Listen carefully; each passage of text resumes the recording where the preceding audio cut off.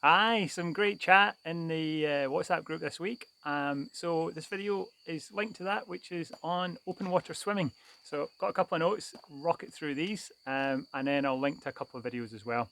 Okay, 4 stages, one of them which is before you get in the water, and 3 of them practical stages when you're in the water. So with open water swimming, and actually similar to many kind of event style things, stage zero, the pre-swim, is anticipation.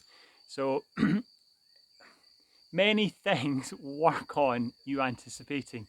Bungee jumps, they make their money because they can create the hype before you jump. Parachuting, all these kind of event things. Horror movies, all of these are based on the anticipation.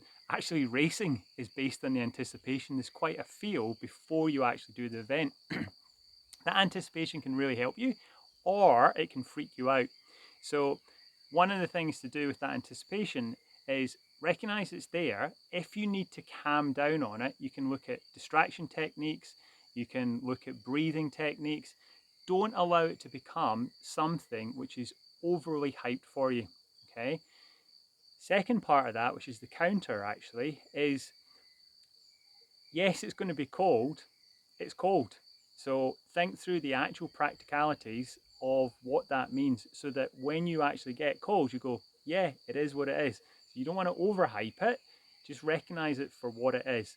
So what else does it mean for you with that anticipation? Find a trigger. Okay, you want to go on autopilot so that when you get to the point of making the decision to enter the water, to do your bungee jump, to do whatever it might be that requires you to suddenly go, you've got a trigger that takes you there almost on autopilot, semi-automatically. So there's different types of triggers you can use. Here's some common ones. Countdown, so time. You can set an alarm on your watch and count it down. You give yourself 30 seconds.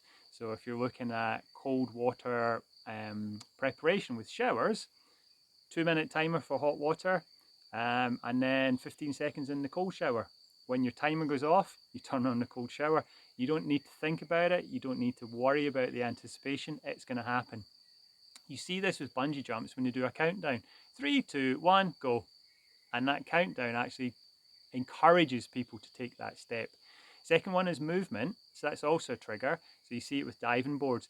If you're walking, just don't stop. Keep going, walk straight off the 10-meter board. You can do that when you're entering the pool, if it's an outdoor pool and it's cold water, or it's a pontoon. As soon as you go on the pontoon, just walk, keep walking, plop off the end. Don't stop, don't think. You can do it on, you can see it with light actually. People jump out of planes based on it going from a red light to a green light. You can do it on sound. So the amount of people do strange things if someone blows a whistle. Suddenly they're taking some action that wouldn't have thought about otherwise because they would freeze, they would hesitate with that anticipation. So you can use sound as well. So you talk to yourself, you can stay ready, steady, go. All of that is about an autopilot to get you into the water. So that pre-stage where all the nerves and things are. When you get in the water, that's the point where you go, oh, and it's cold. So this is the cue that I said about blowing the ping pong ball. Breathe out. Natural reaction will be short, shallow breaths, more and more going in, breathe out. So breath before you get in the water. You can actually use that as a trigger. You can use your breath to enter the water. So as you're walking along the pontoon or whatever it is, you're going to enter the water. Breathe in, get into the water. Breathe out. That's stage one of being in the water. Stage two of being in the water is when you gather yourself so you can overcome that initial, it's cold, you're breathing out. Okay, now get assertive. This is when you want to get warm, so get moving. Okay, you might want to splash your face, you might want to pull your wetsuit open, get more cold water in as you do that. Again, breathing out, so breathe in, open your wetsuit, breathe out, the water's going in. You might be saying a few choice words. Get yourself going, okay? Don't rest in the point where you're just kind of, ooh, I'm getting colder and colder. Generate warmth. So get swimming, get moving. You don't have to get your head under straight away. Just get yourself moving, breaststroke, start kicking your legs, go on your back, kick your legs. So there's various degrees you can use, the easiest being on your back, kick your legs, just start to move around. Start moving your arms, start treading water a bit more assertively. Then you can go into a breaststroke.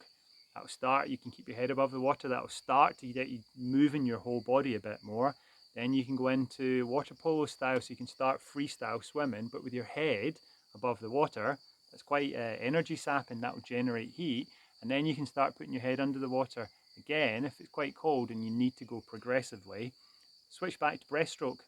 Start dunking your head in progressively more till you're starting to put your head right under. And then you'll be more and more progressed into actual swimming. So the final stage, stage 3 of the 4 stages was 0, 1, 2, 3. So stage 3 in the water is change your focus. So up until now, your brain's been thinking, I'm cold, oh, I can't put my head under the water, all these different cold thoughts. Get into your swimming. So Chris had a great tip and observation. Start to focus on your stroke by counting your strokes. Think about whatever technique point you want to work on.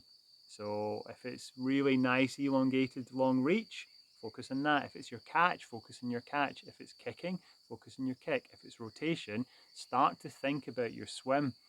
That immediately will stop you thinking so much about the temperature. Or if it's a race, start competing. Who's around you? What feet are you trying to get onto? Who's trying to get onto your feet? What's happening with sighting? Is the pack taking the right line? Looking ahead for the buoy, anticipating bends, thinking through, again, top to toe, scanning what you're doing with your swim. Then looking at the pack again, looking at the feet, start concentrating on these things. Feel your perceived effort, breathe out. So you want to get into your race mode. Suddenly all those triggers and cues, we're not thinking about it being cold. You will probably be cold if the water's cold. There we go. It's fine to acknowledge that it's cold. It may not be overly pleasant. Get into your race mode by going through those steps, and don't create an anticipation which gets so overwhelmed that it becomes negative. So top tips there. The one that I think is most important, because the others will come to you, will be find your autopilot trigger. So use one of those autopilot triggers we talked about. And when you first enter the water, blow out, blow the ping pong, and I'll send you a link on this because it's the record for blowing a ping pong above your nose and seeing how long you can keep it up there for. Find your ping pong trigger as you go in the water to blow, and then get through getting warm, and then get into your swimming. Okay, hopefully that's helpful. A few links I'll send you. I'll also hook in a link in the description to me doing some of my cold water acclimatization that I used to do back in a while ago, back in the day when I was more into obstacle racing.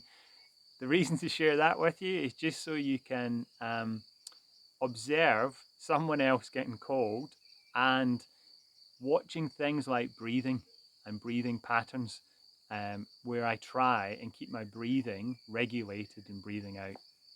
Okay, have a good one. Everyone that's racing this weekend, best of luck. All right, thank you.